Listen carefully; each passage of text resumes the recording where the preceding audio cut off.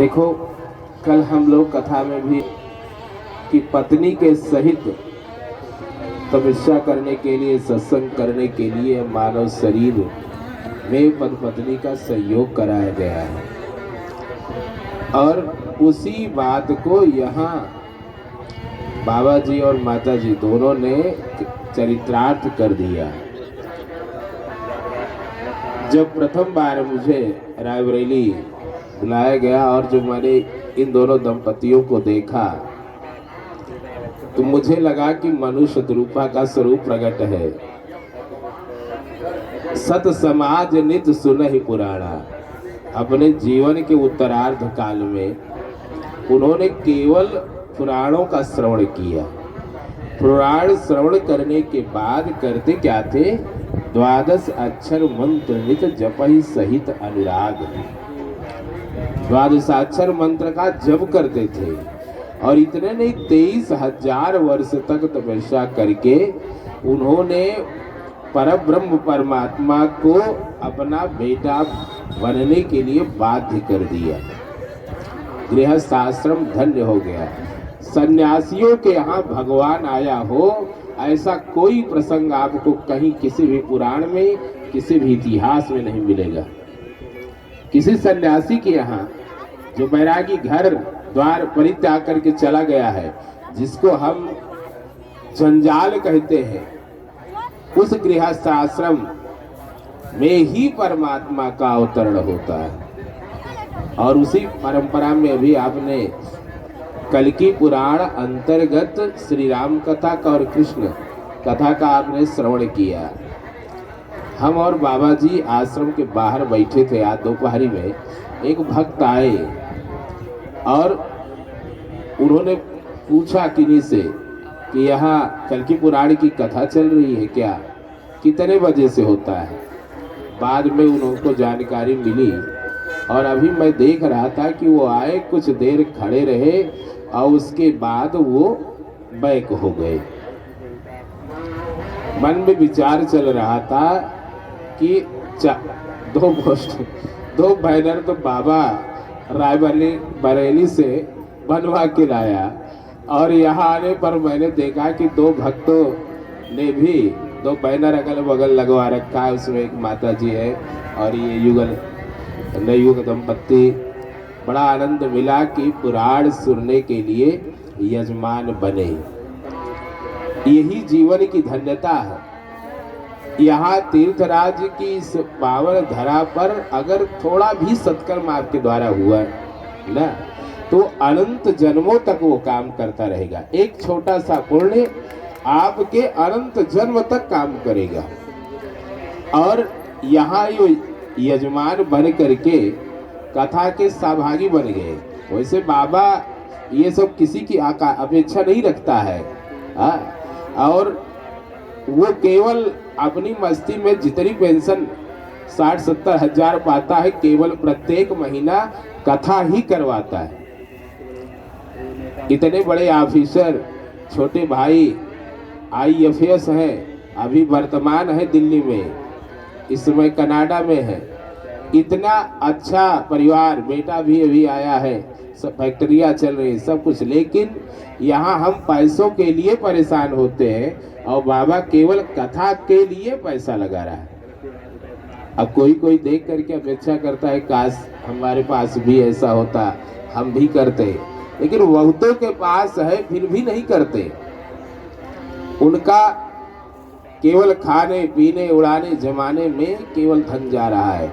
और लक्ष्मी जी के 3 रूप है, समझ लीजिएगा। यहाँ कथा तो हम आपको सुनाएंगे, लेकिन कथा से व्यथा कैसे मिटती है ये सूत्र भी आप जानते चलिए। लक्ष्मी जी के 3 स्वरूप हैं। नंबर अलक्ष्मी, फिर लक्ष्मी, तब महालक्ष्मी। कितने हुए मैया? 3। अलक्ष्मी ये नंबर सोचा। इन्हीं का दूसरा नाम है ज्येष्ठा देवी। इन्हीं का तीसरा नाम है दरिद्रा देवी।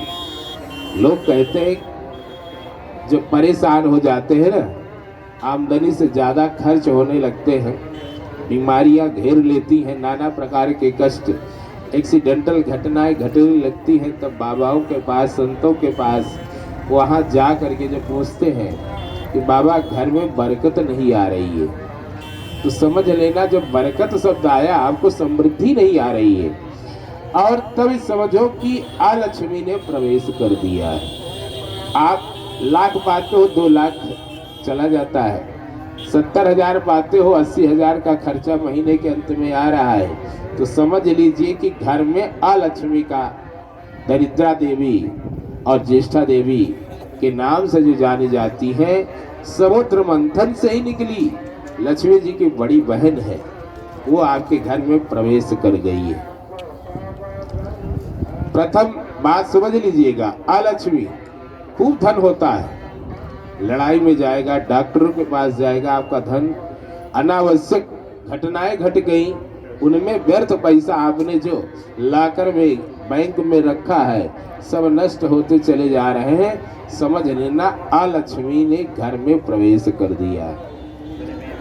और यदि आप जो कमाते हैं उसमें से जो धन अपने बच्चों में, अपने लिए, परिवारजनों के लिए, रिश्तेदार नातेदारों के लिए जो धन खर्चा हो रहा है आपका, वो लक्ष्मी का स्वरूप है, जिसका आप उपयोग कर रहे हो, अच्छे अच्छे वस्त्र पहन रहे हो, गाड़ी खरीद रहे हो, और खान पान में बढ़िया खुद भी खा रहे हो, खिला रहे हो, ये सब लक्ष्मी जी का स्वरूप है। अगर ये चल रहा है आपके घर में तो समझिएगा कि घर में लक्ष्मी जी आ गई हैं।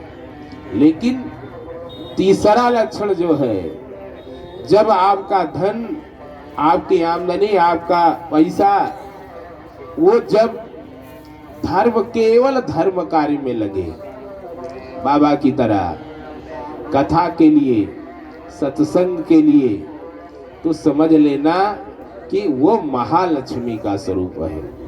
अब समझ गए ना, लक्ष्मी का मतलब किसका धन लगता है। इसीलिए बाबा ने मानस में एक पंक्ति लिखी, सो धन धन्य प्रथम गति जाके। दान दान दान चिल्लाते रहते हैं सब, दान करो, और किसको करो, हम ही को करो। ऐसा नहीं प्यारे, किसी भी दीन, असहाय, गरीब, अनाथ, अनाश्रित, अपाहिज व्यक्तियों के लिए भी जो आप करते हो वो भी महालक्ष्मी का ही स्वरूप है। गौओं के लिए आप सेवा करते हो वो भी दिव्यतम है। लेकिन जितने भी धर्म कार्य हैं, भागवत जी कहता है कि कथा समानम भुविनाश चान्यत, इस संसार में सत्संग के समान, कथा के समान कुछ भी नहीं है। तो पुराण ये बड़ी दिव्यतम है। वो महापुरुष आए तो बड़ लगा कि बहुत प्रेमी कथा का होगा, लेकिन कुछ देर खड़ा रहा, कथा चल रही है और वहाँ बालक राम कथा सुना रहा है, उनको लगा होगा ये तुलसी की चौपाई तो हम घर बैठे भी पढ़ सकते हैं, ये कहाँ सुना रहा है। और उन्हें पता नहीं था कि राम कृष्ण के अलावा और किसकी गाथा गाई जाती है पुराण में, और कौन है। पुराण का जो प्रतिपाद्य विषय है वो हमारा परमात्मा है, उसके अलावा और क्या है जो राम कृष्ण के अलावा इस संसार में है क्या। दुनिया का जो परम सत्य किसी का देहावसान हो जाता है तब क्या बोलते हैं, राम राम सत्य है, और कोई कुछ बोलते हैं क्या। मरने के बाद ही पता चलना चाहिए कि जीते जी पता चल जाना चाहिए। अच्छाई ये है कि हम अजामिल की तरह मरने लगे तो राम नाम कह करके मुक्त हो जाए, कि प्रहलाद, ध्रुव की तरह, मीरा की तरह पूरा जीवन भक्ति में जी करके तब जाए, वो अच्छा है। तो हमारे लिए अजामिल मुक्त हो गया, अच्छी बात है, लेकिन वो हमारा आदर्श नहीं हो सकता। हमारा आदर्श ध्रुव है, प्रहलाद है, मीरा है, सूर, तुलसी, ये सब महापुरुष जो दिव्यतम जीवन जी करके तब परमात्मा के धाम को प्राप्त हुए। तो यहाँ जो प्रथम बार मैंने देखा कि पुराण की कथा प्रारंभ है, और याद रखना कि पुराणों की कथा अब तो कौशिक जी को देख करके बहुत सारे लोग कहना शुरू कर दिए। आचार्य कौशिक वृंदावन आए दिन कथा, पुराण की कथा कह रहे हैं, अब तो बहुत सारे वक्ता करने लगे, लेकिन 18 पुराण का संकल्प कौशिक जी का रहा, और दूसरा हमारे बाबा जी ने इस बालक को 18 पुराण का मनीषी बनाया, पुराण आचार्य बना दिया कि प्रत्येक महीने एक कथा करवाते हैं और अपना सारा जितना भी सरकार दे रही है उस सबको मुक्त हस्त कथा के लिए कर रहे हैं। और जो ऐसा करता है तो आपको बता दूं, उसे जीवन में कभी जो परमात्मा के लिए जीता है, परमात्मा के लिए कार्य करता है, परमात्मा का चिंतन करता है, उसके जीवन में कोई भी वैसी वस्तु नहीं है जो वह ना प्राप्त कर ले। ये मेरे भगवान श्याम सुंदर कहते हैं रणांगण में, अनन्या चिंतयन्तो माम ये जनाः परिपासते तेषां नित्याभियुक्तानां योगक्षेमं वहाम्यहम्। योगक्षेम वहन करता हूँ। भक्त की जितनी भी आकांक्षाएं वह सब कौन पूरा करता है? परमात्मा पूरे करता है। और आदमी परेशान होता है कि कहाँ से हमारे काम हो, कौन हमारा स्रोत बने। लेकिन अगर आप भगवान का चिंतन करने लगो तो भगवान स्वयं आपका सब काम करना शुरू कर देंगे। हमारी आज आदमी भी इतना अद्भुत हो गया है ना कि हमारी तरफ में एक महापुरुष हुए, महापुरुष तो कहना भी शायद हमको लगता है बड़ा गड़बड़ है, लेकिन वो हनुमान जी के मंदिर पर मुकदमा ठोक दिए। किसपे? हनुमान जी के मंदिर पे। अब मुकदमा का सूत्र क्या था? बनाम उसमें क्या था? महावीर सुत केसरी नंदन। कोर्ट में जा करके अपील किया, नोटिस आई, पूछा गया भैया यहाँ इस इलाके में ये महावीर सुत केसरी नंदन कौन है? और जब कोई महावीर सुत केसरी नंदन हो तब तो पता चले। और उसी आदमी ने जिसने ये मुकदमा किया है उस आदमी ने कहा मैं दिखाता हूँ। बाइक पे बिठलाया उस सरकारी आदमी को। एक हनुमान जी का मंदिर निर्माणाधीन था, उसके ऊपर हनुमान जी विराजित भी थे लेकिन सुंदरता नहीं थी। और वो ले जा करके कहा ये देख रहे हो ना, ये कौन है? हनुमान जी। तो उसने कहा ये मंदिर है, प्रणाम करने लगा। कहा ना, ये मंदिर के नाम में ही मुकदमा है। कारण क्या? इनका नाम है महावीर और सुत केसरी नंदन है, ये केसरी के बेटे हैं, इसलिए मुकदमा बना है। अब नोटिस लगी। अब पता नहीं हनुमान जी दाखिल हुए कोर्ट में हमारे लालगंज अजहारा में कि अभी तक नहीं एक समाचार नहीं है। लेकिन आदमी सोचो भगवान के साथ भी क्या करने को तैयार है। हम लोग आपस में करें, हम बैर विग्रह करें वो तो समझ में आता है, भगवानों से विग्रह चल रहा है। लेकिन प्यारे समझने की बात है, आप कुछ भी करो लेकिन यदि आप भगवान का चिंतन करना शुरू कर देते हैं तो कभी भी किसी वस्तु की कोई कमी नहीं पड़ेगी। अगर आप, पहली बात तो भक्ति निष्काम करनी चाहिए, सकाम करना ही नहीं चाहिए।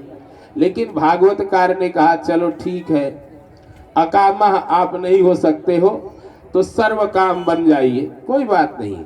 आप अपनी जो भी आवश्यकता है वो परमात्मा से करिए, परमात्मा से अपेक्षा करिए कि प्रभु हमारी जो है रक्षा करेंगे, हम पर कृपा करेंगे। और जब ऐसा करके आप भजन करते हो तो परमात्मा आपको संकट से भी मुक्त करता है, आपको धन भी प्रदान करेगा, आपको अपने तत्व के बारे में जिज्ञासा भी प्रदान करा देगा और मुक्त भी करा देगा।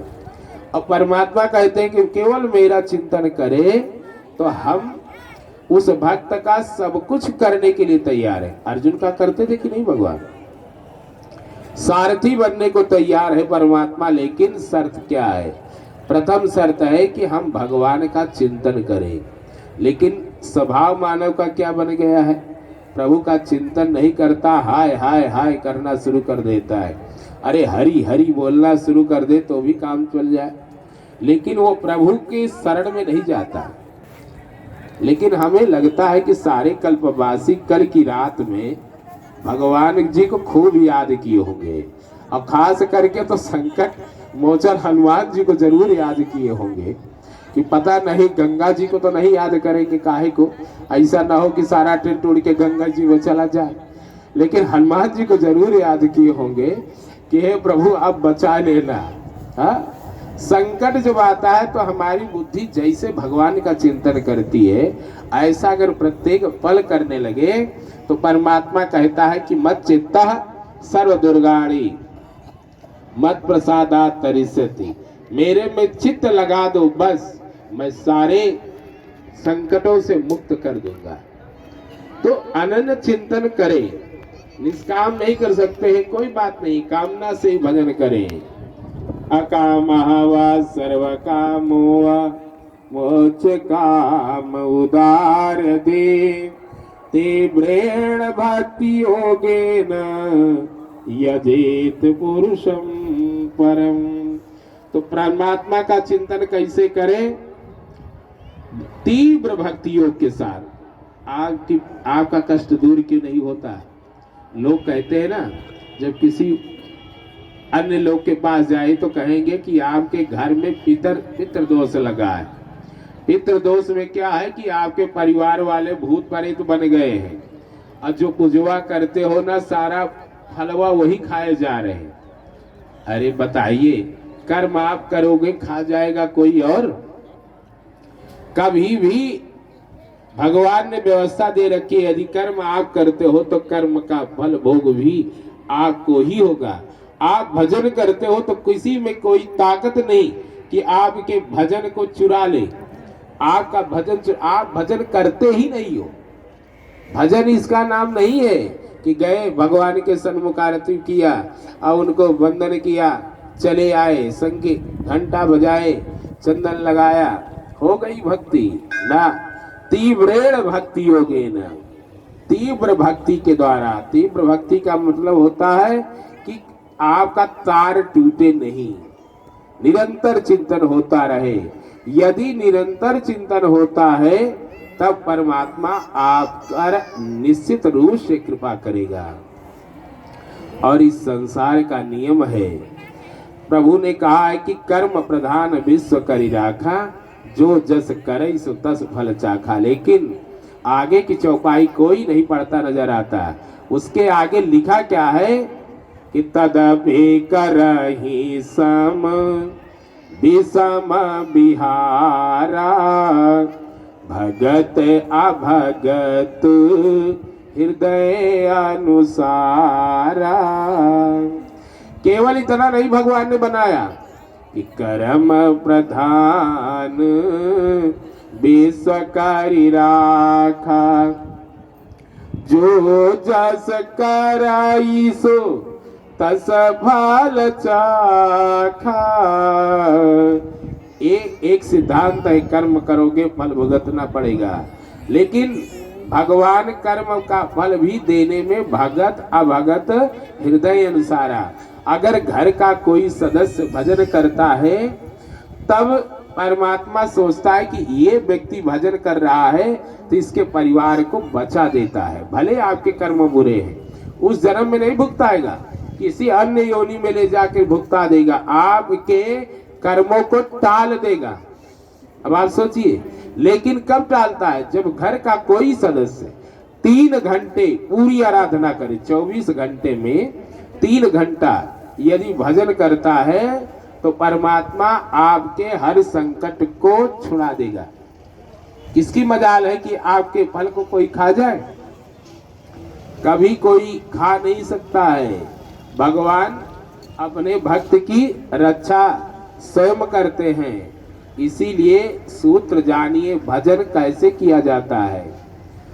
जो निरंतर किया जाता है, निरंतर स्मरण भगवान के लिए करें। भोजन बनाए तब सोचें भगवान के लिए कर रहे हैं, पढ़ाई कर रहे हैं तो भी भगवान के लिए, यात्रा कर रहे हैं तो भी सोचिए हम प्रभु के लिए ही कर रहे हैं। निरंतर अपने हृदय में परमात्मा का अगर चिंतन बनाए हैं, परमात्मा के लिए कार्य कर रहे हैं, तो परमात्मा आपको पूर्ण सुरक्षा प्रदान करेगा। और आजकल कहते हैं ना कि सत्य पराजित नहीं हो सकता है, परेशान हो सकता है। लेकिन पुराण हमारे कहते हैं कि ये सूत्र पुराण ही का है, कहीं अलग से नहीं लिया गया। लेकिन सत्य पराजित भी होता है, हुआ है कि नहीं? अगर कोई जानकारी हो तो बताओ। मानस में एक प्रसंग है जटायु का, उसने पक्ष किसका लिया था? सत्य का लिया है, न्याय का लिया है, लेकिन रावण के द्वारा मृत्यु प्राप्त करता है ना। जब मृत्यु प्राप्त किया तो सत्य पराजित हुआ कि नहीं हुआ? हुआ। तो क्या अब सत्य करना नहीं चाहिए, परोपकार करना नहीं चाहिए? अब करे क्या? तो उसके लिए व्यवस्था दी गई कि आप सत्य पराजित जरूर होता नजर आ रहा है, लेकिन परमात्मा आ करके स्वयं गोद में उठा लिए। यही यहाँ ये दिव्यतम बात है। सत्य पराजित होता हुआ नजर आया, लेकिन सत्य स्वरूप परमात्मा ने आ करके उसे अंतिम क्षण गोद में उठा लिया। और तब से कितनी अद्भुत घटना घटी। राघव की गोद में गीध आ गया, आमिष आहार करने वाला। कर्म उसका अच्छा था क्या? नहीं, लेकिन अंतिम समय में क्या दिव्यतम काम कर दिया। हर व्यक्ति को चाहिए अपने जीवन में कोई न कोई दिव्य सत्कर्म करे, कोई ऐसा काम कर जाए कि दुनिया याद करे। आप भी कथा के यजमान बने, ये दिव्यतम बात है, क्योंकि इस प्रयागराज की धरा पर आपने एक दिव्य सत्कर्म का अनुष्ठान किया। सबसे बड़ा, सबसे दिव्य सत्कर्म क्या है? भगवान की कथा। सारे लोग भागवत सुने होंगे ना, भागवत की कथा सुने है ना। तो जब आकाशवाणी होती है तो कहता है कि ये ज्ञान वैराग्य कब जागृत होंगे? जब एक दिव्यतम सत्कर्म का अनुष्ठान होगा। और सत्कर्म कोई नहीं बता पाया, बताया किसने? सनकादिकों ने। और कथा का आयोजन कहाँ हुआ? हरिद्वार में। और जो बीमार लोग हैं वो कहाँ पड़े हैं? वृंदावन में। ध्यान दीजिएगा, अगर इस राज को आप जान गए तो कथा को कभी नहीं छोड़ पाओगे। माँ जवान है, बेटे वृद्ध हो गए और परेशान हो गई, वेद वेदांत सब फेल हो चुका है। तब एक भागवत पुराण की चर्चा आई और उसके द्वारा उनका इलाज किया जा रहा है। बीमारी का इलाज, कोई बीमार होता है ना तो अनुष्ठान कराने लगते हैं, यज्ञ करने लगते हैं, अच्छी बात है, वो भी शास्त्र ने ही बताया है। लेकिन उससे भी दिव्य अनुष्ठान है अगर आपने कथा का संयोजन कर दिया प्रेम भाव से, हार समझ के नहीं, दिव्यतम भाव से। तो जैसे नारद जी ने कथा का संयोजन करवाया हरिद्वार में, किसके लिए? भक्ति मैया के लिए, उनके बेटे ज्ञान वैराग्य के लिए। तो कथा कहाँ हो रही है? हरिद्वार में। बीमार व्यक्ति कहाँ है? वृंदावन में। ऐसे इलाज होता है क्या? लेकिन क्या कथा की महिमा है। जैसे ही कथा में पूजन किया गया और जय जयकार घोष होने लगा, वैसे ही एक अद्भुत घटना घटी। नारद जी ने 3 आसन और रखे थे खाली, किसके लिए? ज्ञान वैराग्य भक्ति के लिए। और जैसे ही कथा प्रारंभ होती है वैसे ही भक्ति मैया के दोनों बेटे युवा हो गए और अपनी माँ के साथ आकाश मार्ग से आते हुए दिखाई पड़े और एक दिव्य संकीर्तन करते हुए आ रहे हैं। सारे श्रोता आश्चर्यचकित हो गए, प्यारे। कर क्या रहे थे? श्री कृष्ण गोविंद हरे मुरारे, हे नाथ नारायण वासुदेव। गोविंद हरे मुरारे, हे नाथ नारायण वासुदेव। कृष्ण गोविंद हरे नारायण वासुदेव। गोविंद हरे मुरारे, हे नाथ नारायण वासुदेव। कथा पंडाल में बैठे सारे लोग आश्चर्य से देख रहे कि 3 लोग आकाश मार्ग से भगवान के दिव्यतम नाम का संकीर्तन करते हुए आ रहे हैं।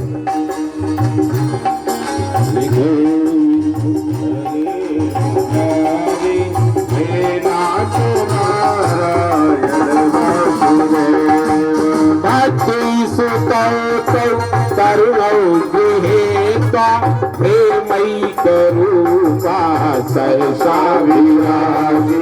हे कृष्ण गोविंद हरे मुरारे, नानी नामा और भदंती। हे कृष्ण गोविंद हरे मुरारे, हे दास नारायण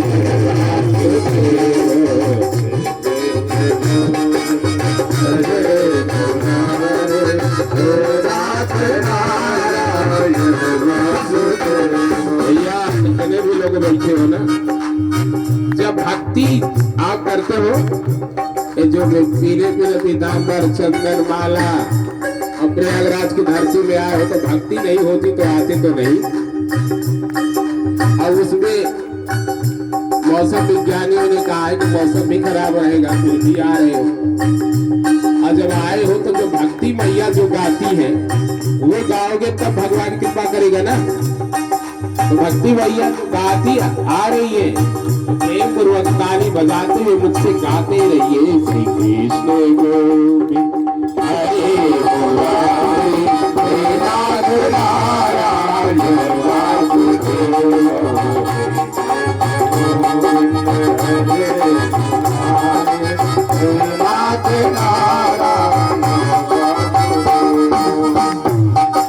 देखो भक्ति महारानी आ रही है, अकेले नहीं आती भक्ति, ध्यान देना। अगर आपके जीवन में ज्ञान नहीं, वैराग्य नहीं, समझ लेना कि भक्ति बेकार है। आपकी भक्ति बाझ है, बाझ। और इस संसार में क्या हो रहा है, भक्ति तो सबकी युवा है, सबकी भक्ति जवान है। 3 बजे उठना, गंगा स्नान करना, फूल माला चढ़ाना, आरती बंदन करना, लेकिन प्यारे ज्ञान वैराग्य सबके बूढ़े हैं, सबके ज्ञान वैराग्य बूढ़े हैं। और भक्ति तो समझ लेना, भक्ति महारानी हंस नहीं रही है, रो रही है। वो हंसती कब है, गाती कब है, नाचती कब है, जब उसके ज्ञान और वैराग्य आनंद के साथ झूमते हुए युवा होते। इसीलिए आप भी यदि परमात्मा को रिझाना चाहते हैं, पाना चाहते हैं, तो प्रेम से कथा का श्रवण करिए और उनके पवित्र नामों का दिव्यतम संकीर्तन और प्रेम के साथ करते रहिए। श्री कृष्ण गोविंद हरे मुरारी, हे नाथ नारायण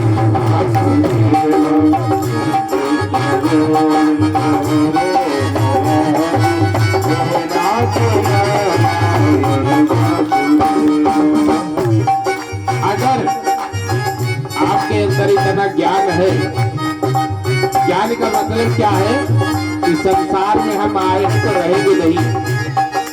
आज बालक है, कल युवा हो गए, युवा से कब वृद्ध हो जाते हैं तो पता नहीं चलता। जिसे इस बात का दृढ़ विवेक हो जाता है कि हम संसार में आए हैं, यहाँ से जाना है, तो वो क्या करे, ये ज्ञान है। लेकिन ज्ञान होने के बाद दूसरा सीढ़ी क्या है, वैराग्य, कि संसार से प्रेम नहीं करना है। हाँ, परिवार में है तो घर गृहस्थ का हमारा कर्तव्य है, बच्चों का भरण पोषण करे, उन्हें दिव्यतम शिक्षा संस्कार दे, उन्हें अच्छे दिव्य संस्कार दे करके दिव्यतम बना दे, और स्वयं कहाँ लग जाए, परमात्मा में। क्योंकि अब वैराग्य की भी आवश्यकता है। इस संसार में रहना नहीं है तो जुड़ाव किससे करना है? परमात्मा से। लेकिन यही नहीं होता है, बाकी सब कुछ होता है। जब आपको ज्ञान वैराग्य दोनों प्राप्त हो जाएंगे तब आप भगवान का चिंतन करना शुरू कर दोगे, और जब चिंतन करोगे तब परमात्मा आप पर निश्चित रूप से कृपा करेगी। भक्ति जहाँ होती है वो चाहे जिस जाति धर्म का हो। ये भक्ति महारानी ऊपर से आई नीचे, वहां सनकादि के जो व्यासासन पर बैठे हैं उनसे पूछा, बाबा हम कहाँ रहे? सनकादिकों ने कहा, मैया आप निरंतर वैष्णव मानसानी, आप निरंतर वैष्णव के हृदय में रहे। वैष्णव के हृदय में, भागवत जी में लिखा, वैष्णव किसे कहते हैं?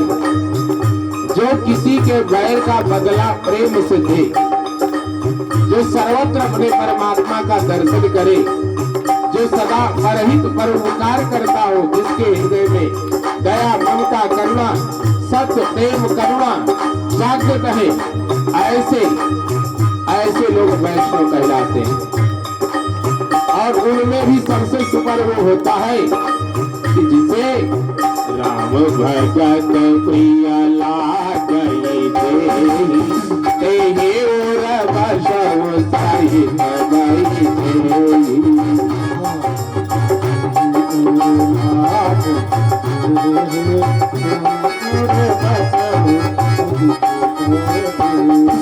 जिनके श्रवण समुद्र समाना, कथा तुम्हारी सुभग सरिनाना।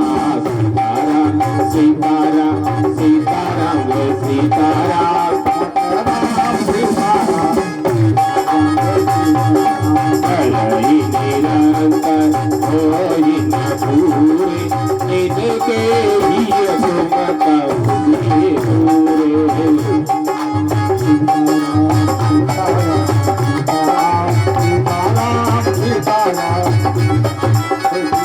जिनके कान कथा सुनने के लिए समुद्र सरीखे हो जाते हैं, कि वहाँ कथाओं की नदियां आ करके समाती रहती है, कभी भरता नहीं है।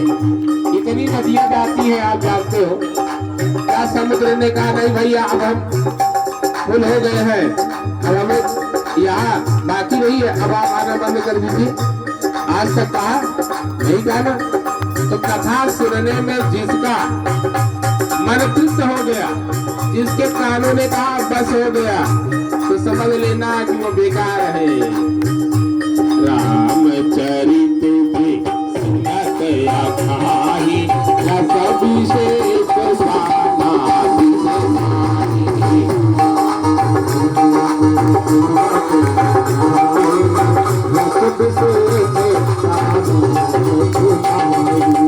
जो परमात्मा के चरित्र का श्रवण करते हुए अघा जाता है, तृप्त हो जाता है, तो उसके रस जानने ही नहीं। भगवान कहाँ रहते हैं? 14 स्थान में रहते हैं। और रावण भी कहाँ रहता है? 14 स्थान में। रावण कहाँ रहता भैया? कथा यजमान 14 जगह पे रहता है। ये मत सोचना दशहरा के दिन मर गया। एक बात बताऊं, दशहरा के दिन रावण मरे नहीं है। पुराण हमारे कहते हैं कि मरे नहीं। हम लोग मनाते हैं दशहरा के दिन रावण को। जानते हो क्यों? क्योंकि उसके एक दिन पहले सिद्धदात्री मैया ने, नवरात्रि होती है ना दशहरा के पहले, नवरात्रि में किसका पूजन होता है? दुर्गा जी का। दुर्गा जी 9 रूप में है, उनका 9वां रूप कौन है? सिद्धदात्री मैया है। तो सिद्धदात्री मैया राम जी ने भी नवरात्रि व्रत किया है। राम जी सीता जी को ऐसे नहीं माने, राम जी को भी कथा सुननी पड़ी, तब सीता मिली है। और राम जी ने उस समय कौन पुराण सुना था पता है? श्रीमद देवी भागवत पुराण। क्या सुना था? श्रीमद देवी भागवत पुराण 18,000 श्लोक वाला। भगवान ने जब सुना सिद्धदात्री के दिन जब कथा की पूर्णाहुति हुई तो मैया दुर्गा ही जो राम जी का ही स्वरूप है जो सिद्धदात्री प्रकट हो गई। कहा राघव वरदान क्या चाहिए? प्रभु ने कहा हमारी सिया खो गई है, वही सिया चाहिए। सिद्धदात्री मैया ने कहा हे राम जाओ युद्ध में वरदान का देती हूँ कि विजय का वरदान रहेगा, आपको विजय प्राप्त होगी, रावण पर आप विजय प्राप्त करेंगे। बस इसीलिए अगले दिन ही मान लिया गया कि रावण मर गया। क्यों? क्योंकि सिद्धदात्री मैया ने कह दिया रावण पर विजय प्राप्त होगी। समझ गए ना? वाल्मीकि रामायण उठा के पढ़िएगा, दशहरा के दिन नहीं मरा है। कोई भी पुराण उठा के पढ़िए, दशहरा के दिन नहीं मरा है। दशहरा के दिन उस रात्रि में आशीर्वाद मिला कि अब 10 सिरों वाला रावण, उसके 10 सिर हरे जाएंगे, मारे जाएंगे। अंडरवर्ल्ड का दान दुर्दांत दस्यु रावण जो 10 सिर लेकर के रहता है। रावण के 10 सिर हैं क्या जानते हो?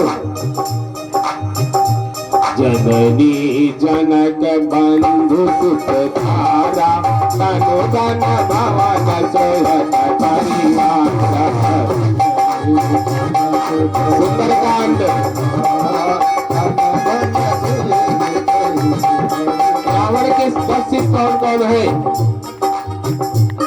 जननी जनक माने माता पिता, जननी जनक बंधु सुत तारा। समझ रहे हो ना अर्थ? पढ़े लिखे हो इसलिए समझ रहे हो। तनु धन भवन सुहृद परिवार, ये 10 चीजें, इन्हीं 10 में रावण रहता है। ये मत सोचना कि रावण दशहरा को मरा और चला गया। सारे देवता कहते हैं कि रावण मर गया, सरकार बहुत अच्छा है, लेकिन शंकर कहते हैं कि हे सरकार मेरी रक्षा करो। बाबा किससे रक्षा करें? राम जी से करें। अरे कहा रावण गया थोड़े है, रावण मोह का रूप है। मोह 10 जगह पर है और वो हर युग में रहता है। उसका शरीर छूटा लेकिन इन 10 जगहों पर है। जहाँ जहाँ मोह होता है वही हम रोते हैं। रावण का मतलब क्या होता है? रावयति त्रावयति सर्वान जनान यह सह रावण है, जो सारी दुनिया को रौंद डालता है, रुला डालता है, उसी का नाम रावण है। और रुलाता कौन है? मोह। आप रोज टीवी में देखते हो, इंटरनेट पर, यूट्यूब पर, गूगल पर सर्च करके देखते हो कि कोई आदमी एक्सीडेंट में मर गया, ये चले गए, आप रोते हो उनके लिए? नहीं रोते हो। क्यों नहीं रोते हो? क्योंकि आपको उससे मोह नहीं है। ध्यान से सुनिएगा। क्यों नहीं रोते हो? क्योंकि आपको उससे मोह नहीं है। जितना मोह आपको जिससे होगा उतना ही आप रोगे। आप समझे ना? जितना मोह आपको जिससे भी होगा उसी के लिए रोगे। जहां जहां आपका मोह है, आपकी ममता है, तो समझ लेना वही आपका रोना है। और ये चीज गया क्या? ये रावण ऐसे नहीं मरता। इसके लिए शंकर जी कहते हैं कि सरकार आप मेरी रक्षा करिए इससे, मोह से। और प्रभु आप जब तक नहीं रक्षा करोगे कोई भी हमारी रक्षा करने वाला नहीं है। आज मत सोचना रावण चला गया, तो रावण 14 जगह पर बैठा है। वो 14 स्थान क्या है? 10 सिर उसके हो गए, जान गए ना। अब उसके 14 स्थान क्या है? 5 कर्मेंद्रियां, 5 ज्ञानेंद्रियां हो गए, 10 मन, बुद्धि, चित्त और अहंकार। कितने स्थान हुए भैया? 14। समझ गए ना? 14 स्थान पे रावण बैठा है, तो आपके कान में कौन बैठा? रावण। आपके आंख में कौन बैठा? रावण। आपके मन में कौन बैठा? एक बात बताओ ना, रावण हर जगह जब बैठा है तो कैसे आप सोचते हो कि परमात्मा को प्राप्त कर लोगे? कभी पा सकते हो क्या? आए हो तीर्थराज प्रयाग की पावन धरावर, लेकिन यहाँ आने के बाद भी मुझसे क्या चर्चाएं होती हैं आपको पता है। कान क्या सुनने के लिए परेशान है, आंख क्या देखने के लिए परेशान है। एक 10 स्थान 14 स्थानों में बसा हुआ रावण आपको भगवान के सन्मुख नहीं जाने देगा। और जब नहीं जाओगे तो कैसे आप रावण से, रावण माने दुख रुलाने वाला, चाहे जो घटनाएं हो जिनसे आप दुखी होते हैं, रोते हो, वो मिटेंगे क्या? नहीं मिटेंगे। तो 14 स्थान पे राम को बसा दो। किसे बसाना है? राम जी को। तो 14 स्थान रामायण में राम जी के लिए बताए गए कि 14 स्थान में पहला स्थान ही समझ लेना, अपने आप राम 14 स्थान में बस जाएंगे। पहला स्थान क्या है? कानों से राम जी की कथा का श्रवण करना। बोलिए कथा गंगा की जय हो। तो आप समझे ना, राम जी को अगर हृदय में बसाना है, रावण पर विजय पानी है। आप कहते हो कि भला तो जरा बाबा बना घूमता था, उससे गलती क्यों हो गई? गलती नहीं हुई, रावण बसा है। समय पाएगा तो चाहे बाबा हो, ऋषियों को तो रौंदता ही है, उन्हीं को तो मारता ही है। वो जो और लोग होते हैं उनको नहीं मारता। रावण ने नियम निकाला है, प्यारे इसको बढ़े रहने दो। हाँ, जितना बढ़ा इसको बढ़ा दो।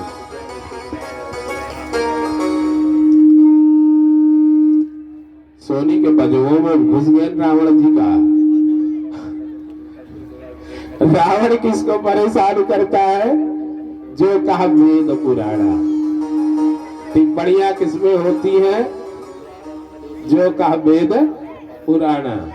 उपद्रव करते हैं, उसमें चर्चा कोई नहीं करेगा, लेकिन निंदा सबसे पहले किसकी करेंगे? जो कहा वेद पुराणा। ते बहुविधि त्रासई देश निकासई, जो कहा वेद पुराणा।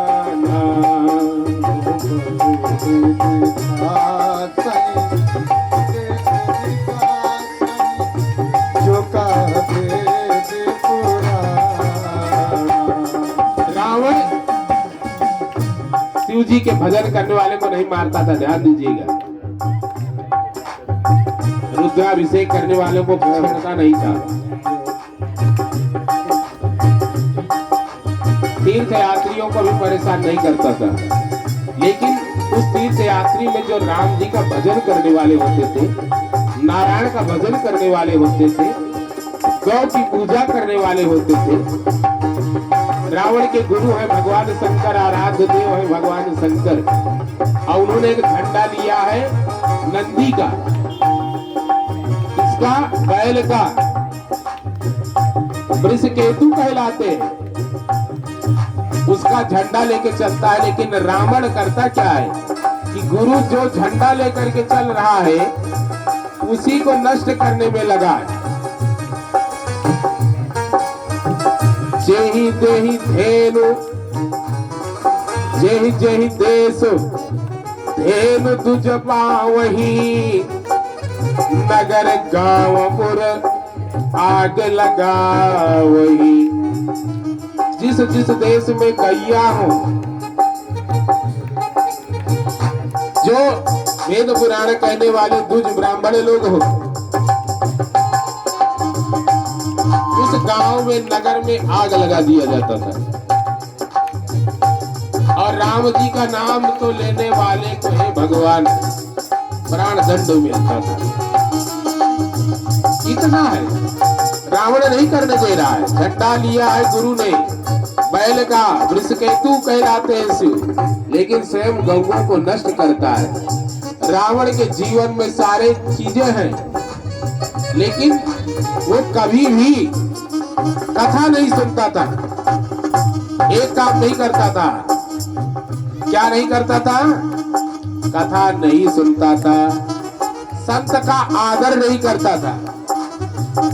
दशमुख माने रावण, दशरथ माने राम जी के पिता।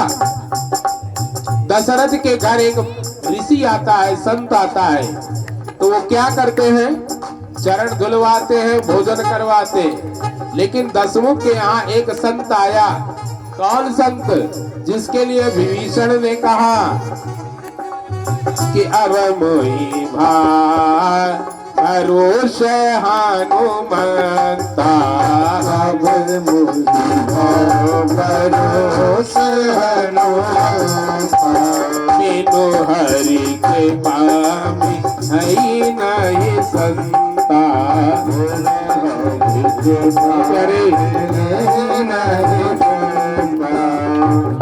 बिनु हरि कृपा मिलाई नहीं संता।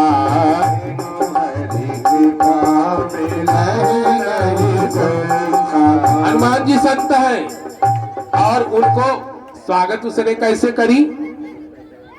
रावण ने हनुमान जैसे संत की जब उपदेश करते हैं कि भैया संत आएगा तो एक ही उपदेश करेगा, और जो दुनिया भर की बात करे समझ लो संत नहीं है। अगर सत्संग भजन की बात करे तो समझ लेना कि वो असंत है। और हनुमान जी आए तो उन्होंने रावण को उपदेश क्या दिया? पहला उपदेश जिसको आप चालीसा में पढ़ते हो, तुमरो मंत्र विभीषण माना, लंकेश्वर भय सब जग जाना। तो मंत्र क्या दिया हनुमान जी ने? राम चरण पंकज उर धरहु, लंकाया चल राज तुम करहु।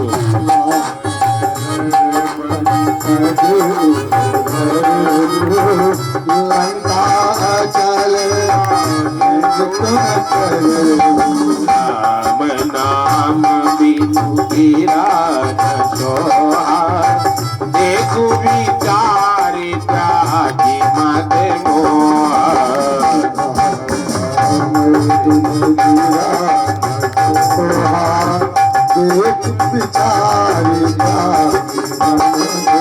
पहला उद्देश्य राम चरण पंकज उर धरहु, तब लंका में अचल राज्य करोगे। लंका का उल्टा कर दीजिए तो क्या होता है भैया? लंका का लंग, तो काल जहां लगा हो क्या है वो? लंका है। और लंका ही मत समझना कि समुद्र पार होता है, यही शरीरीय लंका है। ये लंका काहे को है? क्योंकि शरीरिया में का लगा है? काल।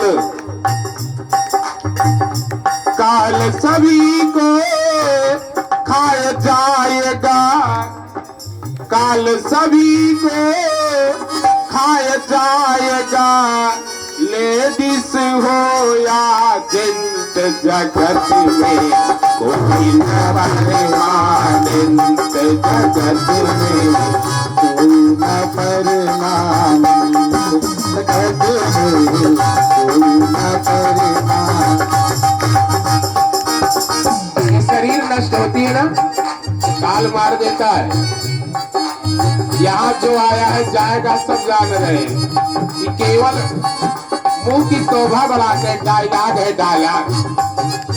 जैसे फिल्मी दुनिया वालों का डायरेक्टर ने जितना बुलवा दिया बोले जा रहे, उसी को दुनिया वाले गाते रहते हैं। वैसे अरे संसार नश्वर है, आए हैं तो मरना, एक दिन जाना है, जानते हो तो तैयारी नहीं करते हो। तुमसे बड़ा मूर्ख कौन होगा जो जान ले कि आज हम पर दुश्मन अटैक करने वाला है और सावधान न हो। या तो तुम पूर्ण बैरागी होगे तब तो चिंता नहीं, अथवा तो महामूर्ख होगे तब कोई चिंता नहीं। इस शरीर को जिसने धारण किया उसे यह शरीर छोड़ना ही पड़ता है, क्योंकि यहाँ जगत की कोई वस्तु है ही स्थिर रहने वाली है नहीं। जग इसको कहते हैं जग। जा माने जहाँ जन्म होता है और ग माने जहाँ से गमन होता है। तो यहाँ अगर स्थिर रहना है, ध्यान से सुनिएगा, अगर चाहते हो, वेद कहता है, पुराण कहता है हमारा कि तुम्हें 100 साल की उम्र दी गई है। अगर चाहते हो कि 100 साल अच्छे से जी ले तो आपको एक काम करना होगा। क्या करना होगा? हनुमान जी के मंत्र को याद करना होगा। हनुमान जी क्या मंत्र दिए?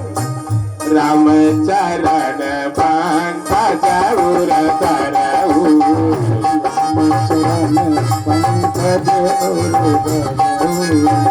लंकाय जल राज तुम करऊ,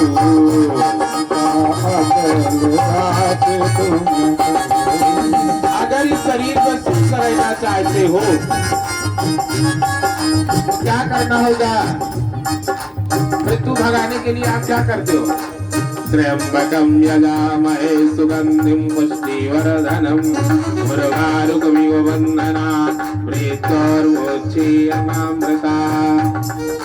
त्र्यंबकम के बहुत सारे अर्थ किए गए हैं। 3 आंख वाले भगवान शिव और 3 मैया वाले कौन? राम जी। जिनके 3 मैया, वो मृत्यु से ले जाएगा। क्यों? ये विभीषण ने कहा रावण से कि तुमने महाकालेश्वर की पूजा करी है रावण, तुमने वैद्यनाथ को प्रकट कर दिया। रावण कोई सामान्य है? वैद्यनाथ भगवान जो है 12 ज्योतिर्लिंगों में, वो रावण के कारण है। लेकिन विभीषण कह रहा है कि सुनो भैया, तात राम नहीं नर भूपाला,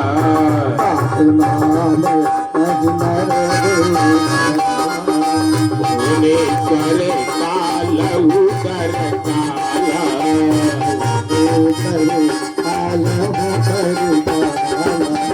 भुवनेश्वर कालहु कर काला, भुवनेश्वर कालहु कर काला, बयना भय अज भगवंता।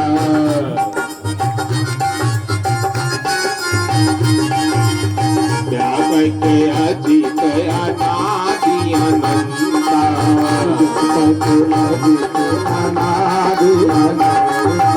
जासु नाम त्रय तापन सावन, जासु नाम त्रय तापन सावन, कोई प्रभु प्रकट समुझ दिया रावण,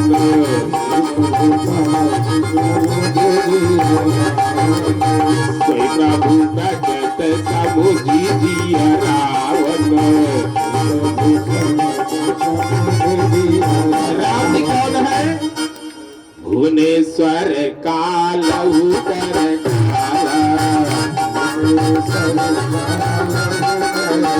सारे जगत का स्वामी और काल का भी काल है। कौन? अरे इतना अद्भुत लीला कर रहा है। भालू बंदर मर जाते हैं, भगवान जीवित करा देता है। क्या कराता है? ये परमात्मा सबको जीवन दान देता है। अगर भक्ति की एक बात जान लेना, अगर जिस दिन आप राम का स्वभाव जान जाओगे, कभी राम जी को और राम जी की कथा को छोड़ नहीं सकते हो। राम जी का स्वभाव क्या जानते हो? उमा राम स्वभाव जेहि जाना, ताहि भजन तजी भाव नयाना। राम का स्वभाव जो जानेगा वो कभी उनको छोड़ नहीं सकता। उनका स्वभाव क्या है? अगर उनकी शरणागति कोई भक्त ले लेता है तो राम सदा सेवक रुचि राखी, अवेद पुराणे साधु सुर साथी। सारी इच्छा पूरी करता है। आप कहोगे कि दशरथ जी की इच्छा तो अधूरी रह गई थी ना, मरने के बाद व्यक्ति कहाँ जाता है, ऊपर चला जाता है। लेकिन इनको जाना था परम धाम, राम कह करके गए। इनको एक स्टाफ दिया गया कि रुके रहिए, जब राम का राज्याभिषेक, राम जी का दर्शन कर लेना, रावण वध हो जाए, तब आप परम धाम जाइएगा। राव गए सुरधाम। कहाँ गए? सुरधाम में रुके थे। और जब दशरथ रावण का वध हो जाता है तब लंका में आते हैं। पिता मरा नहीं है, बिछोड़ने नहीं देता है भगवान, ध्यान दीजिएगा। अगर जय जय सरनायक जन सुखदा की स्तुति करते हो तो जो आपके जीवन में नहीं है वह मिलेगा। और भय प्रगट कृपाला दीन दयाला स्तुति गाओगे तो जो आपके पास है वो आपसे हटने नहीं पाएगा। उदाहरण जान लीजिए, प्रभु कभी आपसे छीनेगा नहीं यदि आप भक्ति कर रहे हो तो। लेकिन शर्त है राम चरण को हृदय में धारण करना होगा, कानों से कथा सुननी होगी, नेत्रों से संत भगवंत के दर्शन करने होंगे, हाथों से सेवा करनी होगी, चरणों से तीर्थ संत के पास जाना पड़ेगा। अगर ये शर्त है तो राम आपकी सारी इच्छा को पूरी करेगा। बानर भालू मर गए थे, उनकी इच्छा थी कि राम रावण पर विजय पा करके जब राज्यासीन होंगे हम निहारेंगे। भगवान ने इंद्र को कहा, हे इंद्र, इन्हें जीवन दान दो, ये देखना चाहते हैं। अरे भैया, भगवान कितने कारुणिक है, सुदामा को क्या से क्या बना देते हैं। अहिल्या पत्थर बनी थी ना, लेकिन भगवान ने पत्थर से प्रकट किया भक्त को। सतयुग में प्रहलाद ने पत्थर से भगवान प्रकट किया था। तो भगवान ने सोचा कि भक्तों का या हम पर कर्ज है, उसको मिटाने के लिए परमात्मा ने पत्थर से भक्त पैदा कर दिया। समझ गए ना? पत्थर से भगवान पैदा हुआ, पत्थर से भक्त पैदा हुआ। इसीलिए भक्तों ने गाया क्या?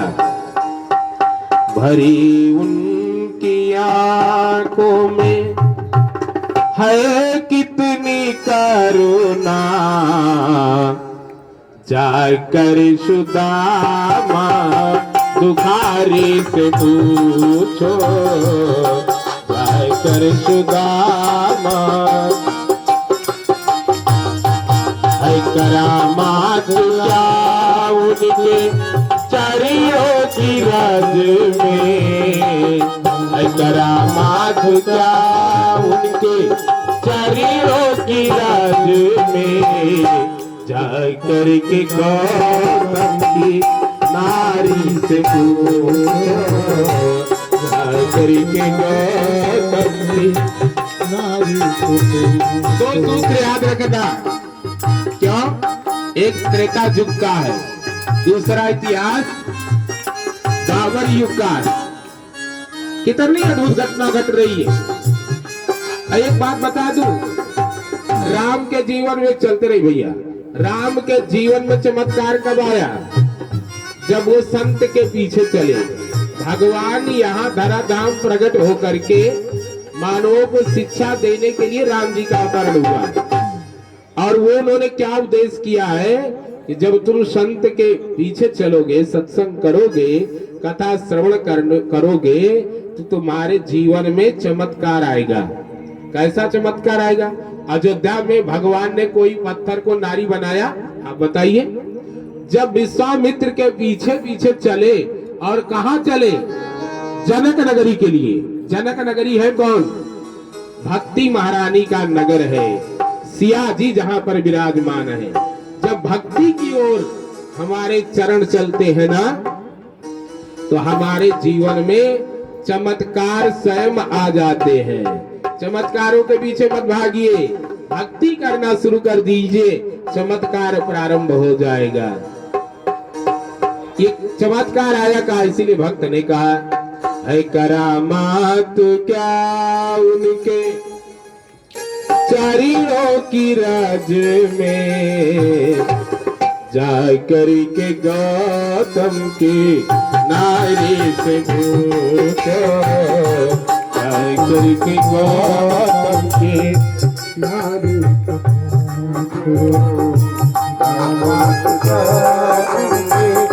चरणों के रहे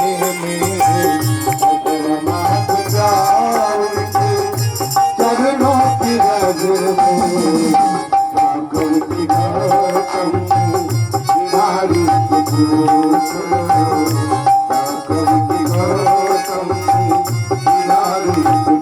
प्रभु का स्वभाव कितना सुंदर है।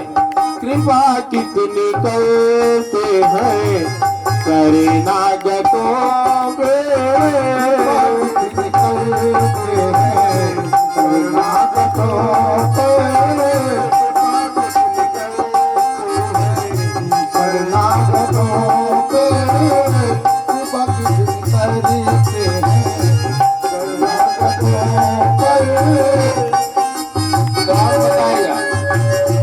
भगवान कितनी करुणा करते हैं, कितनी कृपा करते हैं।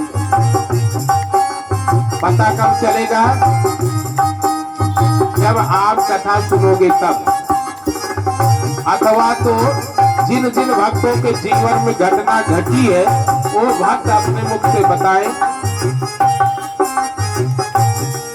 और ये बताने वाला आपको पूर्व काल में तो मिलेगा नहीं, तो उसका पता कहाँ पे है? कथा में। जब आप कथा सुनोगे इस शरणागत पर भगवान कितनी कृपा करते। माला जपने वाला है विभीषण, रावण ने लात मार करके लंका से बाहर कर दिया, और उसे भगवान क्या बना रहे हैं? भगवान के पास जब आया, भगवान ने उन्हें क्या बनाया? लंकेश्वर बनाया। तो भगवान की महिमा को समझने के लिए आपको कथा सुननी पड़ेगी, अथवा तो विभीषण मिलेंगे।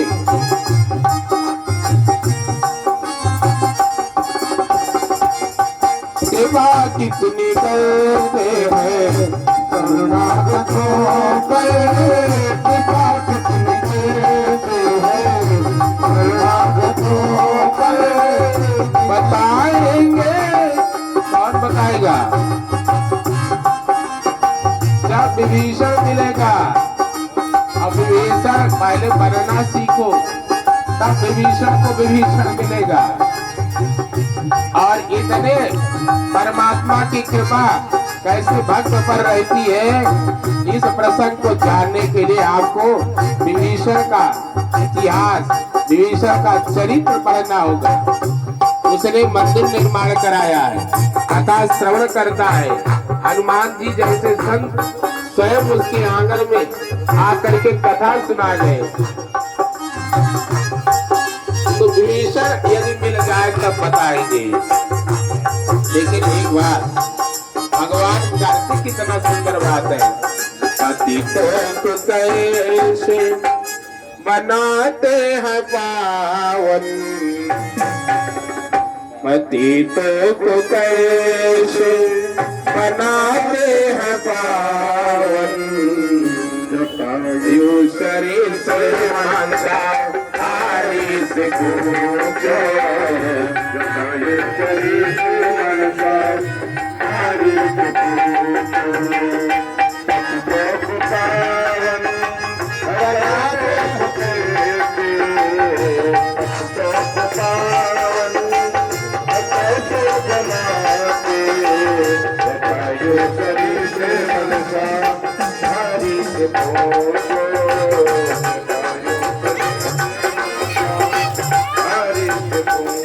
भगवान पतित पावन कहलाए। क्यों?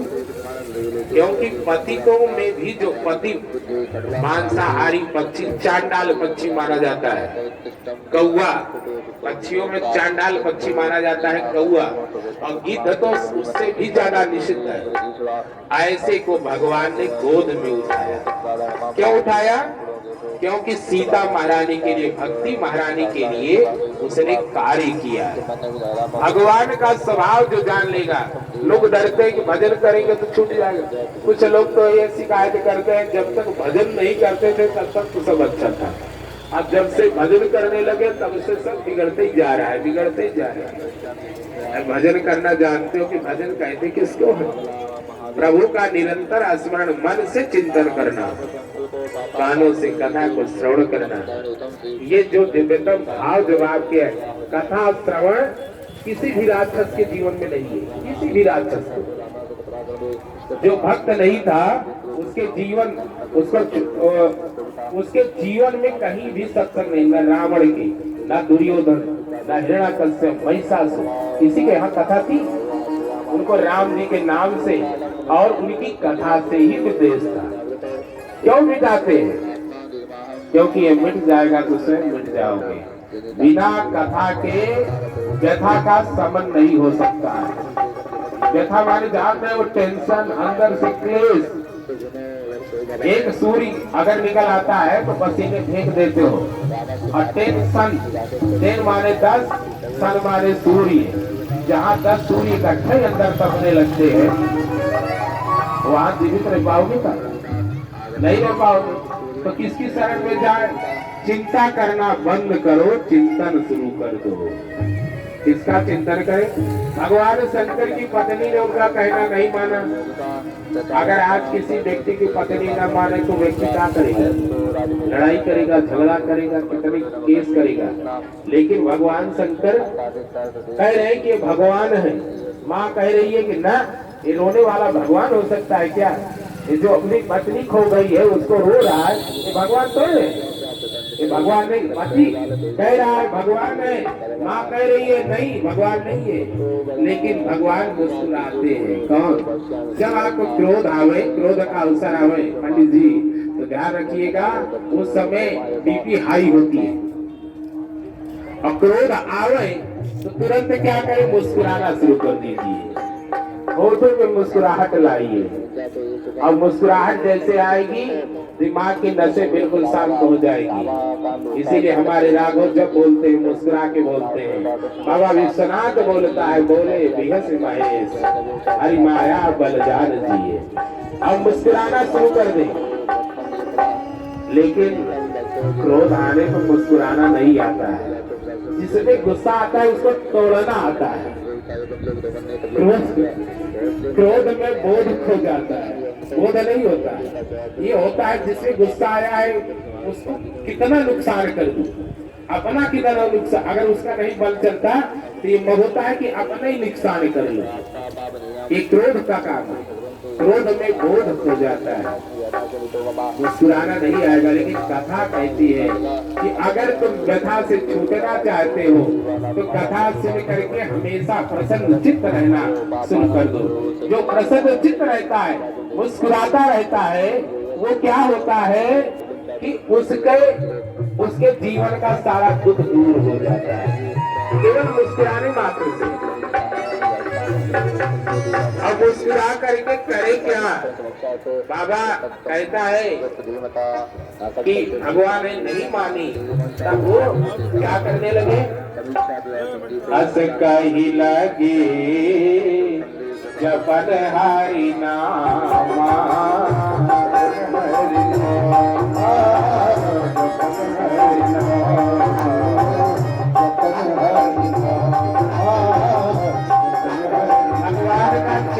शुरू कर दे। भगवान शिव कहते हैं कि जब भी आप पर कोई संकट आवे तो आप क्या करो? आप हाय हाय करना बंद करो, या किसी संत के शरण में चले जाओ, वहां उससे कथा श्रवण करो, उससे दिव्य सत्संग करो, अथवा तो भगवत चिंतन करना शुरू कर दो। अगर भगवत चिंतन शुरू कर दिया तो आपकी चिंता कौन करेगा? जो सारे जगत का सृजनहार है, जो सारी भक्तों की सुरक्षा करता है। तुलसी सीता राम भजू, राखो विश्वास, तुलसी सीताराम भजू हियरा कहो विश्वास कबहू बिगड़त ना सुने रामचंद्र जी के दास।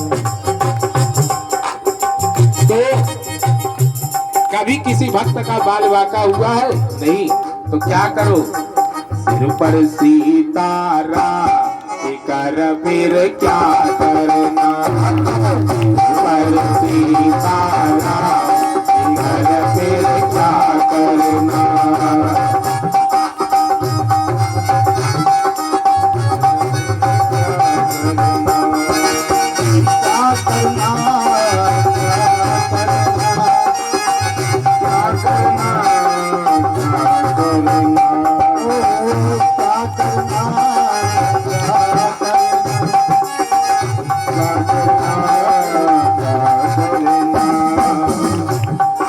पर सीताराम कर फिर क्या करना,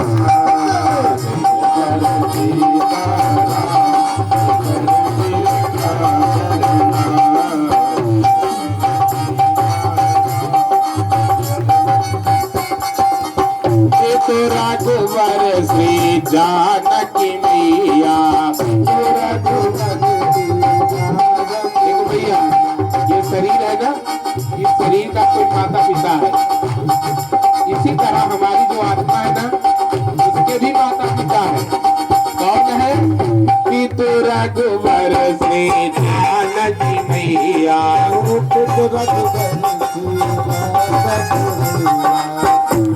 तात तुम्हारे मातु वही देही, पिता राम सब भांति सनेही। मानस की एक माँ है सुरेखा, जो अपने बेटे लक्ष्मण को उपदेश कर रही है सारे जगत के लिए। पितु रघुवर श्री जानकी मैया, फिर क्यों परेशान हो भैया। अपने माता पिता के रहते बालक कभी परेशान होता है? कोई अंडरवर्ल्ड का दान ही क्यों ना आ जाए, लेकिन अपनी माँ के पिता की गोद में बालक है, उसको लगता है कि मेरे माता पिता से बढ़ के कोई नहीं है। और जब हम जानते हैं कि हमारे असली माता पिता सीताराम जी है, राधेश्याम है, शिव शक्ति है, तो हम डरते क्यों है? पितु रघुवर श्री जानकी मैया, फिर क्यों परेशान हो भैया।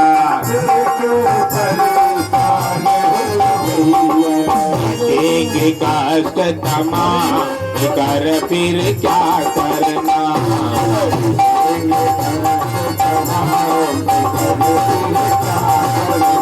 देंगे बिगड़े काम कर फिर क्या करना।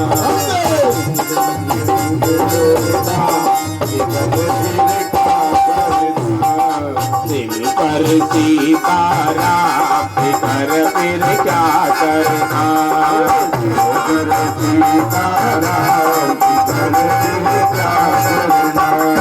जो जन राम कथा सत्संगी। तो याद कर लीजिएगा, संत कहते हैं कि जो सत्संग करने वाले भक्त हैं, तो राम कथा, कृष्ण कथा, शिव कथा सुनते हैं। जो जन राम कथा सत्संगी, इनके सहायक है बजरंगी। कथा का जो विशिष्ट अतिथि होता है वो हनुमान दलाल है। और आप जानते हो कि 3 तराजू की पावन धरा पर हनुमान जी अगर विराजमान नहीं होते तो भक्त जन यहाँ सकुशल नहीं होते। लेटे हुए हनुमान जी, बड़े हनुमान जी काहे को बैठे हैं?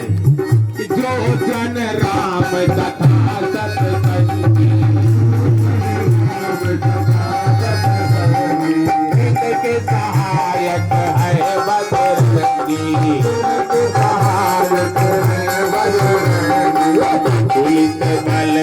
था बिगर फिर क्या करना।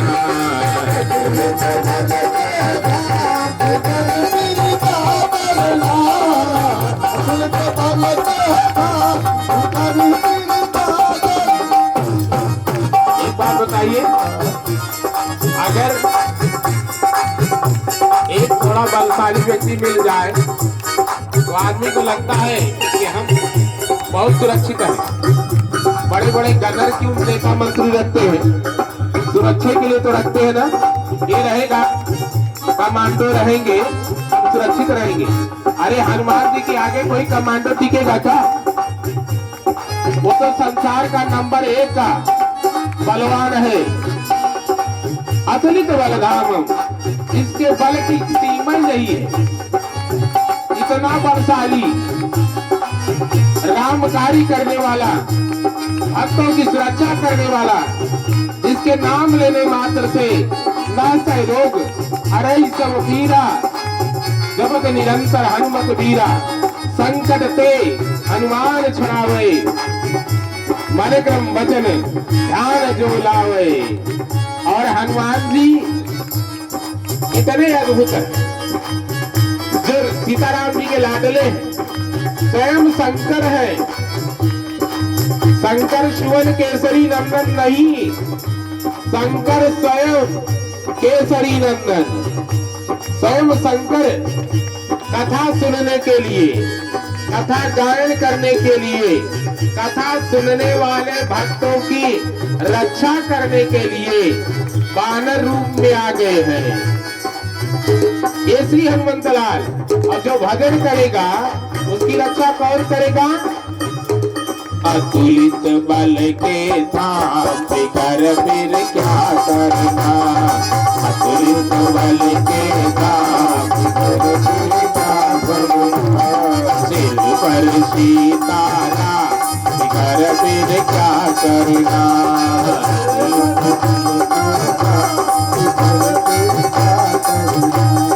एक बात याद रखिएगा, अगर आप भजन सीताराम जी का करते हो, कथा श्रवण करते हो, कथा में बैठने से काम बिगड़ता नहीं है, ध्यान दीजिएगा। कथा में बैठे अब आपको लगा हमारे काम बिगड़ रहे हैं, अब गए तो परमात्मा जरूर बिगाड़ देता है। सत्यनारायण की कथा में सुने हो ना, कथा हो रही थी, प्रसाद वितरण नहीं हुआ था। इसके पहले वो कन्या कलावती की कन्या चली गई, पति गायब कर दिया भगवान। क्या मतलब? माने यदि आप कथा श्रवण में सोचते हो कि अरे हमारा तो बिगड़ जा रहा है, कौन देखेगा, तो भूल मत करना। रक्षा करने वाले तुम नहीं होते हो, ये रक्षा करने वाला कौन है?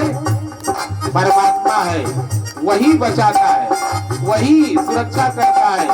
इसलिए उसके शरण में रहोगे, भजन करोगे तो बाल बांका नहीं होगा। प्रहलाद जी का कोई बाल बांका हुआ क्या? पीतन मारना चाहता है, लेकिन एक बाल उनके उखड़े, उनको कष्ट पहुंचा नहीं मिला।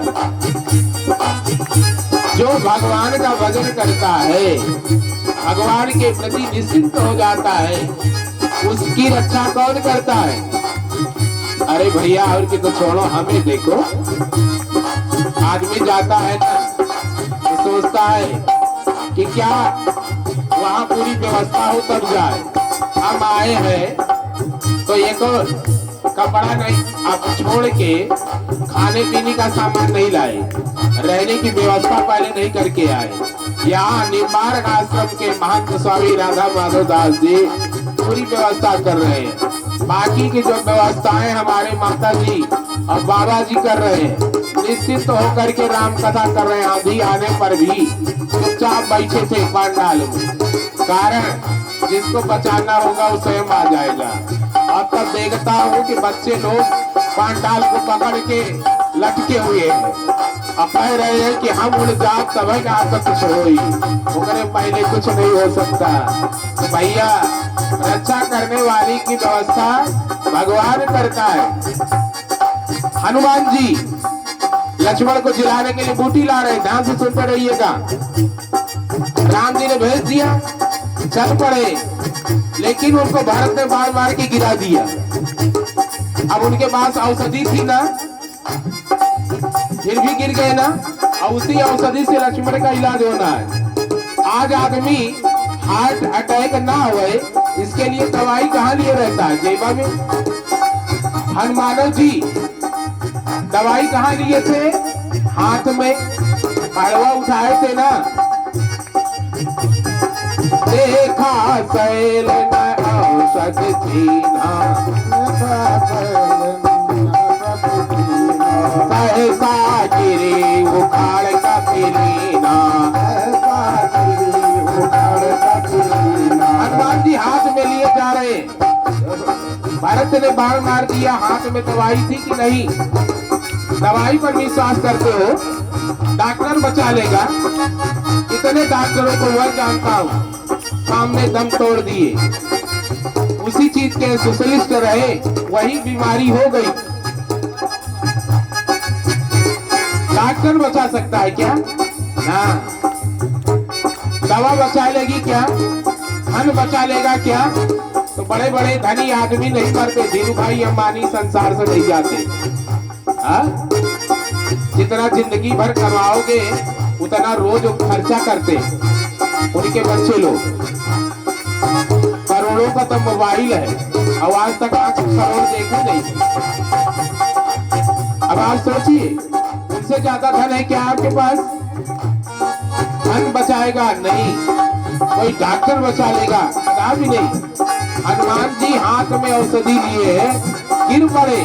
भगवान ने दुनिया वालों को समझाया, है दुनिया वालों, दुनिया पे भरोसा मत करना। भरोसा इधर रखो ना, इधर से काम होता है। और हनुमान जी की मूर्छा दूर कैसे हुई? जब एक भक्त आया, भैया भरत आए, और उन्होंने देखा ये आदमी बड़ा है। एक प्रतिज्ञा करी, यदि मेरा श्री राम चरण कमल में अमाई किसने हो तो ये बानर महोदय श्रम और पीड़ा से मुक्त हो जाए। और इतना कहना था, हनुमान जी उठ के खड़े हो गए। अब खड़े हो गए तब क्या चर्चा? हनुमान जी समझ गए ये राम जी ने हमारे साथ लीला करी है। क्या करिए? लौट के तो हनुमान जी गए ना, तो राम जी ने कहा, हनुमान ये कैसे भरत ने बाण मार दिया? भ्रम हो गया था क्या? उन्होंने कहा, नहीं सरकार, हमारे भ्रम को दूर कर दिया हनुमान जी ने, भरत जी ने। क्या कहा? लक्ष्मण जब घायल हुए, हमने आपके चरण में डाला, एम्बुलेंस पे लाद करके जैसे लोग ले जाते हैं अस्पताल, ऐसे हनुमान जी लक्ष्मण को गोद में उठा के कहाँ ले गए? राम जी के गोद में डाल दिए। और राम जी की गोद में है तो राम जी पूछते हैं कि भैया ये कैसे लक्ष्मण जी को, भरत जी को कैसे भ्रम हो गया था जो बाण मार दिए? तो हनुमान जी ने कहा, भरत को भ्रम नहीं हुआ था, भ्रम हमें हुआ था। क्या कहा? यदि मैं भी भरत जैसा भक्त होता तो जैसे आपने कहा, वैद्य ने कहा कि जाओ औषधि द्रोणागिरी पर है, संजीवनी बूटी लेकर के आओ, तो मुझे भी चाहिए था कि हम भी भरत की तरह प्रतिज्ञा करते, यदि मैं राम जी का परम भक्त हूँ तो लक्ष्मण अभी जीवित हो जाए। राम जी के नाम में इतना दम है, सामर्थ्य है कि वो असम तीनों ताप को नष्ट कर सकता है। लेकिन हम गधे की तरह भागते रहे, बोझ ढोते रहे, और सरकार हमारा भ्रम दूर हो गया। अब भ्रम दूर किसने किया था? जब हनुमान जी जागे ना, तो जब जगे तो उन्होंने देखा भरत को, अरे भरत, राम जी कहाँ आ गए? जब उनको पता चला राम जी नहीं, भरत उन्हीं की तरह से, तो ये घटनाक्रम में माताएं भी आ गई, उर्मिला भी आई। ध्यान से सुनिएगा, इसी के साथ विराम होगी कथा। और उर्मिला के बाद चार सखियों ने जाकर के कहा, अरे उर्मिला एक बानर आया है, उसने कहा कि लक्ष्मण भैया मूर्छित है। उर्मिला हंसती है, कौन कहता है मेरा पति संकट में है? कहा एक बानर महोदय आए हैं, उन्होंने ही कहा है कि हम उनके लिए औषधि ले जा रहे थे। जैसे गाड़ियां आजकल एम्बुलेंस होती है ना, पंचर हो जाए, ऐसे हनुमान जी कहाँ हो गए थे। हाँ, कहना नहीं है, लेकिन हनुमान जी गिर पड़े हैं। हनुमान जी बताए तो वो उर्मिला हंस रही है, अरे वो पागल है। अरे अरे सच कह रही हूँ, तुम्हारा पति मूर्छित है लंका के युद्ध में। तो कहा मेरा पति? किसने कहा? बानर ने कहा। आई हनुमान जी ने देखा लक्ष्मण की पत्नी है, प्रणाम किया मैया। उर्मिला जी ने पूछा, हनुमान बताओ मेरा पति मूर्छित है? बोले हाँ। मेरा पति तुमने देखा है? बोले हाँ, मैंने इन्हीं हाथों से उठा के परमात्मा की गोद में डाल दिया। उसने कहा, अरे हनुमान, जिससे एक संत अपनी गोद में उठा के परमात्मा की गोद में डाल दे तो क्या उसकी मृत्यु आ सकती है? वो संकट उसको आ सकता है? नहीं भैया नहीं। अभी जो मेरा पति जाने लगा था तो हमको एक माला पहनाया था, चंदन लगाया था, वो माला सूखा नहीं है। जब तक लखन लाल नहीं आ जाते तब तक ना ये माला सूखेगी ना चंदन सूखेगा। तो इसीलिए मुझे पता है कि मेरा पति मूर्छित नहीं है। बोले फिर क्या है? कहा मेरे पति ने प्रतिज्ञा करी थी कि 14 साल सोएंगे नहीं। जब तक राम जी की सेवा करनी है तो हम सोएंगे नहीं। तो सोते तो नहीं, तो सोने वाले को विश्राम दिलाने के लिए राम जी ने नींद की दवा दे दी है। इसीलिए वो मूर्छित नहीं है, वो सो रहे हैं, आराम से पड़े हैं। इसीलिए कहा सिर पर सीताराम फिकर फिर क्या करना, सिर पर सीताराम फिकर फिर क्या। अब समझ गए ना? सीताराम जी का भजन करोगे, अगर कथा श्रवण करोगे, कभी भी कटेंगे कष्ट तमाम, तेरे बनेंगे बिगड़े काम। लेकिन चिंता मत करना, अकेले नहीं हो। कथा का मतलब मनोरंजन नहीं है, ध्यान देना। कथा का मतलब है कि तत्व से जान जाओ क्या करना है क्या नहीं करना है, ये कथा बताएगी। कैसे आपके कष्ट दूर होंगे या कथा बताएगी। और यदि आपने कथा की महत्ता छोड़ करके संसार की महत्ता दी ना, फिर आप ढूंढते रहो। कितनी कितने परेशानियां संसार में आती है, अगर एकमात्र उपाय है। रामचरितमानस के अंतिम में बाबा ने कहा, श्रीमद् रामचरितमानस मिदं भक्त्यावगाहन्ति ये, ते संसार घोर पतंग किरणैर दह्यन्ति नो मानवा। ध्यान से सुनिएगा, रामचरितमानस भगवान शंकर की रचना है। उसमें कहा जा रहा है श्रीमद् रामचरितमानस मिदं भक्त्यावगाहन्ति ये। अवगाहन्ति ये माने जो, अवगाहन्ति माने स्नान करता है। तो स्नान जैसे गंगा स्नान करते हो ना, ऐसे आपको स्नान करना होगा। किसमें? श्रीमद् रामचरितमानस, श्री रामचरितमानस की गंगा में। और जब कथा गंगा में आप गोता लगाओगे तो होगा क्या? ते संसार घोर पतंग किरणैर। जैसे सूर्य तपता है ना, तो बचने के लिए छाता चाहिए, घर चाहिए, गाड़ी, एसी चाहिए। ऐसे संसार में घोर किरणें लग रही हैं। अगर बचना है तो क्या करना है? ये राम कथा की गंगा में डुबकी लगाना है। और जो कथा सुनता है उसका होता क्या है? ध्यान से सुनना प्यारे। भगवान की जो दिव्यतम कथा का श्रवण करता है, उसकी व्यथा का संपूर्ण समन हो जाता है। और राम कथा के इस पावन गंगा में जो भी स्नान करेगा और उसकी सारी इच्छाएं पूरी हो जाएंगी और परमात्मा उस पर कृपा करेगा।